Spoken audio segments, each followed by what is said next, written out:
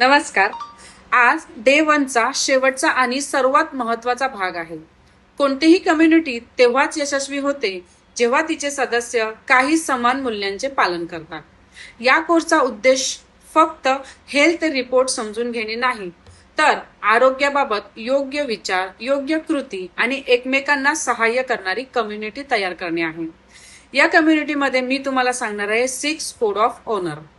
एक, पॅनिक नाही, knowledge first. कोणत्याही हेल्थ रिपोर्टमध्ये काही बदल दिसला तर घाबरून जाऊ नका. आधी ती माहिती समजून घ्या आणि नंतर डॉक्टरांचा योग्य सल्ला घ्या. माहितीमुळे आत्मविश्वास वाढतो, घाबरण्याने नाही. दुसरं, डॉक्टरला रिप्लेस नाही तर सपोर्ट करायचा. हा कोर्स डॉक्टरांचा पर्याय नाही. हा कोर्स तुम्हाला रिपोर्ट समजून घेण्यासाठी, योग्य प्रश्न विचारण्यासाठी आणि डॉक्टरांशी प्रभावी संवाद साधण्यासाठी मदत करतो. तिसरं, कन्सिस्टन्सी बीट्स इंटेन्सिटी. एकदाच खूप प्रयत्न करण्यापेक्षा नियमित हेल्थ चेकअप, हेल्दी लाईफस्टाईल आणि फॉलोअप अधिक महत्त्वाचे आहेत. चौथा आहे, क्वेश्चन्स विचारण्यास घाबरू नका. कोणताही प्रश्न लहान किंवा मोठा नसतो. शंका विचारल्यानेच योग्य समज निर्माण होतो. पाचवा, रिस्पेक्ट एव्हरीवन. प्रत्येक व्यक्तीचा आरोग्याचा प्रवास वेगळा असतो, त्यामुळे सर्वांच्या अनुभवांचा आणि मतांचा आदर करा. सहावा आणि लास्ट, ॲक्शन बिफोर ओपिनियन. फक्त माहिती गोळा करू नका. योग्य माहितीच्या आधारे कृती करा आणि नंतर अनुभवातून मतं तयार करा. हे होते 6 कोड ऑफ ओनर्स. आता मी तुम्हाला 10 टॉप कम्युनिटी गाईडलाईन सांगणार आहे. त्याच्यातली पहिली अशी आहे की रिस्पेक्टफुल कम्युनिकेशन. नेहमी सभ्य आणि सकारात्मक आदरपूर्वक संवाद साधा. दुसरं म्हणजे no medical self diagnosis. Report पाहून स्वतःच आजाराचे निदान करू नका. तिसरं, नो फेक ॲडवाईस. अप्रमाणित, अफवा किंवा चुकीचा वैद्यकीय सल्ला घेऊ नका. चौथा आहे, कम्प्लीट युअर असाइनमेंट. प्रत्येक दिवसाचे आपण जे ॲक्टिव्हिटी करतोय आणि असाइनमेंट जी आहे ती वेळेवर पूर्ण करा. पाचवा आहे, आस्क क्वेश्चन.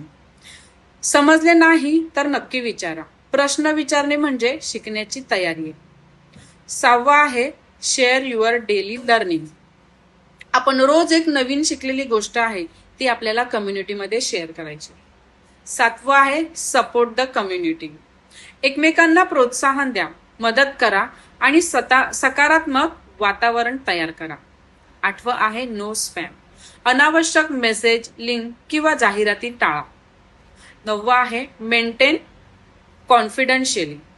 कम्युनिटीमधील इतरांच्या वैयक्तिक आरोग्य माहितीचा आदर करा आणि परवानगीशिवाय शेअर करू नका.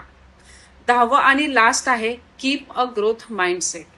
शिकण्याची, सुधारण्याची आणि नवीन सवयी स्वीकारण्याची तयारी ठेवा. आता मी तुम्हाला अकाउंटेबिलिटी सिस्टीम सांगणार आहे. त्याच्यामध्ये कम्युनिटीमध्ये तुम्हाला स्वतःची ओळख करून द्यायची. त्याच्यानंतर तुमचं नाव, तुम्ही कोणत्या शहरातून आलात, हा कोर्स तुम्ही का जॉईन केला आणि या कोर्समधून तुमची एक हेल्थ गोल काय आहे हे सगळं तुम्ही मला सांगायचं आहे. स्टेप 2 मध्ये तुम्हाला करायचं आहे, चूज अ हेल्थ बडी.